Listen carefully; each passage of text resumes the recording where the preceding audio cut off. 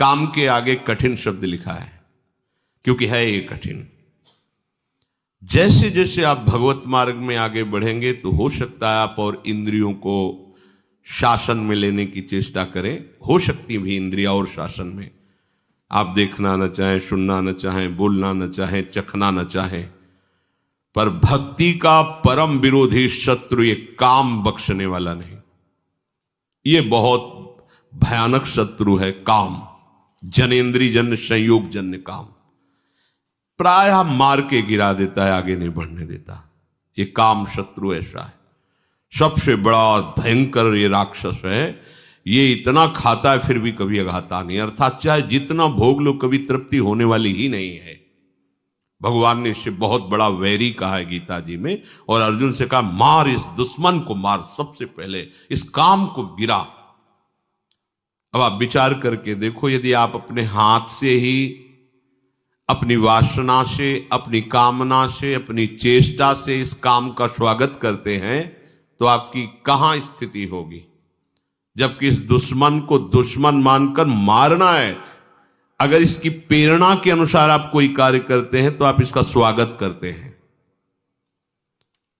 जहां काम है वहां प्रेम का प्रादुर्भाव होना अत्यंत कठिन हो जाता है। हो सकता है प्रेम, क्योंकि भगवान का अंश है, पर इसे त्यागना पड़ेगा। और बहुत सुंदर काम के नाश का उपाय श्री चतुरासी जी की फल स्तुति में वर्णन करते। भाव जल निधि को नाव, काम पावक को पानी। और श्रीमद् भागवत में शुकाचार्य रास पंच अध्याय का फल स्तुति में वर्णन करते हैं कि ये जो ब्रजबधू की रास क्रीड़ा श्री कृष्ण के साथ है, इसका जो गायन करेगा उसका हृदय रोग नष्ट हो जाए। विक्रीडितम ब्रजबधू भिरदम च विष्णु, इस श्लोक में वर्णन किया है। यदि हम प्रभु का स्मरण, प्रभु की लीलाओं का गायन करें तो बहुत जल्दी इस हम काम रोग से बच सकते हैं। इसकी बचने की एक वृत्ति है, युक्ति है। अगर वो आप पास रख लें तो आप बच जाएंगे। वो युक्ति नहीं है तो फिर आपको घसीट ले जाएगा। ये अनुभव की बात कह रहे हैं। कुछ बात होती है जो शास्त्रीय, और उसी का जब अनुभव किया जाता है प्रैक्टिकल उसका, तब वो बात ज्यादा समझ में आती है। इस काम को ये देखा है कि उसका कोई भी आश्रय नहीं होना चाहिए, सहारा नहीं उसको होना चाहिए। अगर आपको लग रहा है कि 1 किलोमीटर जाने के बाद हमारे काम की पूर्ति हो सकती है तो मर गए आप, मारे जाओगे, मारे जाओगे। अगर कोई भी व्यक्ति शरीरधारी इस काम का आश्रय आपके हृदय में है तो आप मारे जाओगे पक्का। हम उस शरीरधारी के पास पहुंच जाएंगे तो इसकी पूर्ति हो जाएगी। तो आप चाहे जितना ना ना ना करते रहो, इसका प्रमथन स्वभाव है, इसका नाम मनमत है। ये मन को ऐसा मथेगा कि आपको वहीं पहुंचना पड़ेगा। पहले कनेक्शन हटाओ। कहीं भी इसके लिए व्यवस्था नहीं होनी चाहिए। आपको अनुभूत बात बता रहे हैं, इसके लिए व्यवस्था नहीं होनी चाहिए। अगर व्यवस्था है तो ये अव्यवस्था फैला देगा। बहुत ही जोरदार विरोधी है ये, छोटा मोटा विरोधी नहीं। ये समझो ये ढहा तो सब ढहा गया, ये गिरा तो पूरा का पूरा पहाड़ गिर जाएगा समझो। इसी पहाड़ के बाद जो है वो प्रेम देश है, जहां प्रवेश किया जाता है। जहां काम तहां राम नहीं, और जहां राम नहीं काम, ऐसा वर्णन किया महापुरुषों ने। ये बहुत बड़ा दुश्मन है। लेकिन दुश्मन कौन मानता है? इसको तो प्रियतम माना जाता है। अंदर से देखो, इसे तो सुख माना जाता है, इसे तो बहुत गुप्त रखा जाता है, इसे तो हृदय में छुपा के रखा जाए। अगर कोई कह दे तुम कामी, तो कहेगा तुम्हारे बाप कामी, हम कामी कैसे हो सकते हैं? वो गुस्सा हो जाएगा। वो हृदय में हमारे ये दुश्मन छिपा हुआ है, दूसरा उसे बताना चाहता है, हम स्वीकार नहीं करेंगे, उसे बिल्कुल छुपा के रखेंगे। ये सबसे बड़ी कमी हो रही है। अगर इस दुश्मन को दुश्मन के रूप में देख लो तो पहला बाण मार दिया आपने उसके ऊपर, वो ढेर होना शुरू हो जाएगा। दूसरा, कोई संयोग का विधान नहीं रखना है, कोई शरीरधारी से ऐसे संपर्क नहीं रखना है जिसके पास जाने से इस काम की वृत्ति की पूर्ति हो जाए, समझ लेना। तीसरा, आपको स्वयं में कोई ऐसी चेष्टा नहीं करनी है जिससे इस काम का स्वागत हो। काम के द्वारा प्रेरित कोई भी ऐसी चेष्टा नहीं करनी, उसको सहना है। जो सहन करता है वही भक्तिवान होता है। सहत सहत बाढ़े भगति, और इसे सह वही सकता है जिसने भगवान के नाम का आश्रय लिया है, भगवान के चरणों का आश्रय लिया है, प्रियालाल के सांवले गोरे चरणारविंद का आश्रय लिया है। सहना कोई कठिन बात नहीं है उनके लिए जो भगवद आश्रित हैं। भगवद आश्रय नहीं, फिर सहना तो बड़े बड़ों को ये अपने आकर्षण में घसीट लेता है। पहली बात, इसको दुश्मन मानना है, शत्रु को शत्रु। भगवान कह रहे हैं ये योगियों का, परमार्थ के पथिकों का, ज्ञानियों का नित्य बैरी, ये नित्य बैरी भगवान ने कहा है। ये ऐसा वैसा दुश्मन नहीं है। परमार्थ के पथिकों का सीधा विरोधी ये है काम। पर आश्चर्य है, हम इसको दुश्मन नहीं मानते। ये आया और हम स्वागत के लिए तैयार हो गए। जैसी आज हमको ये चाहिए, जैसे कोई अतिथि आवे ना, आज हमको ये चाहिए, हाँ अभी अभी व्यवस्था करते हैं, हम ऐसे उसका स्वागत करते हैं। देखो वो जो प्रेरणा करता है, हरि गुरु की सब आज्ञाओं को रौंद करके हम वही करते हैं जो काम प्रेरणा करता है। अगर आप पहली बात स्वीकार करें कि हमारा दुश्मन है, तो आप फिर पैतरे सीख जाएंगे इसको परास्त करने की, क्योंकि आपके साथ हरि गुरु का कृपा बल है। बिल्कुल पक्का मानिए, पहली बात आपको इसे शत्रु रूप में देखना है शत्रु। भगवान कह रहे हैं कि ज्ञानिना नित्य वैरिणा, ज्ञानियों का नित्य वैरी है काम, परमार्थ मार्ग के पथिक का। दूसरा, कोई भी संयोग नहीं रखना।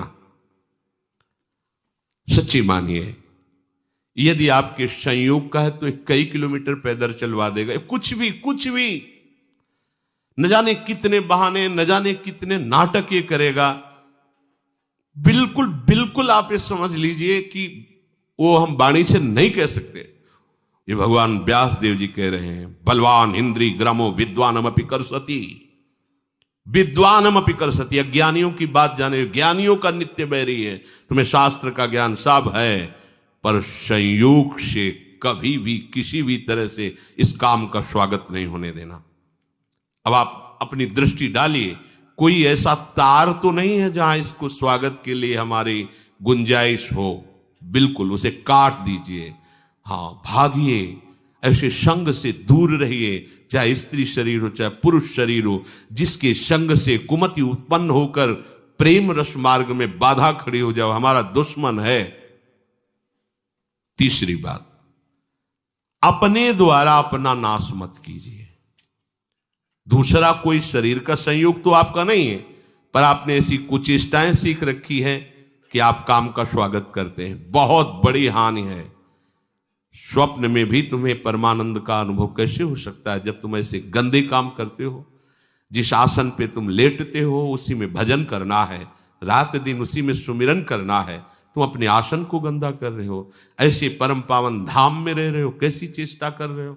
ये सब ध्यान से सुनो। ये सावधानी, ऐसी सावधानी जहां किंचन मात्र इसको कोई गुंजाइश नहीं मिलनी चाहिए काम को। चौथी बात, ऐसा कोई दृश्य देखने की चेष्टा मत करो जिससे इसका स्वागत हो। अगर कहीं ऐसी बाह चलते फिरते दृष्टि पड़ जाए पशु पक्षी पर भी, तो प्रिया प्रीतम का भाव करके प्रणाम करो, आगे बढ़ो। चिद चिद लक्षणम सर्वम राधा कृष्णमें जगत। दोबारा दृष्टि नहीं जानी चाहिए।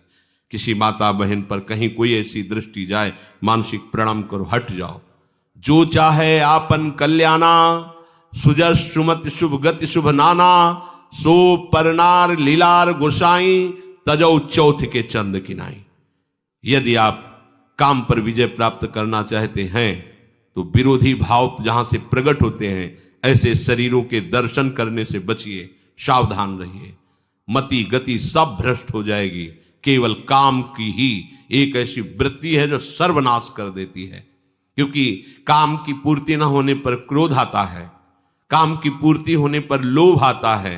जैसे जैसे कामनाओं में बहते जाओगे तुम्हारी मोह ममता बढ़ती जाएगी, अहंकार, सारे की सारी जड़ है ये काम। इसीलिए कठिन शब्द लगा है। कठिन काम वासना पाप का करके पूरी तरह विनाश। सच्ची मानिए, ये मन बहुत हमारा बेईमान है, ठग है। ये इनसे मिला हुआ है, विपक्ष से मिला हुआ है। हम भजन में रुचि प्रकट कराने के लिए जब इस मन को बैठालते हैं कि नाम जप कर, मंत्र जप कर, तो ये थोड़ा सहयोग देकर फिर हमसे अपना सहयोग मांगता है।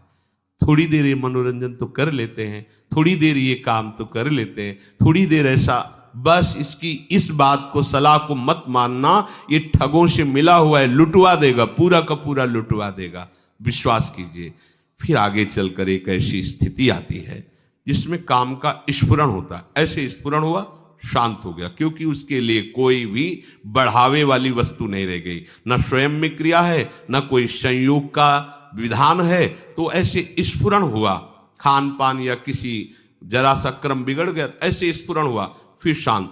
फिर जब आनंद की अंदर स्फूर्ति होती है, ये रह ही नहीं जाता है। फिर जब भाव प्रकट होता है तो आसपास विषय बिछा हुआ हो तो भी जैसे भुने हुए चने में कहीं अंकुरण नहीं हो सकता, दिखाई चना वैसा ही देगा आपको, वैसी आकृति वैसा, पर उसे कितना भी खाद पानी लगा दो नहीं, ऐसे ही नहीं। स्वात्मा रामम विषय मृग तृष्णाम भ्रमयति, जो आत्मस्वरूप प्रभु का साक्षात्कार किए हुए उसमें काम वासना का उदय ही नहीं होता है।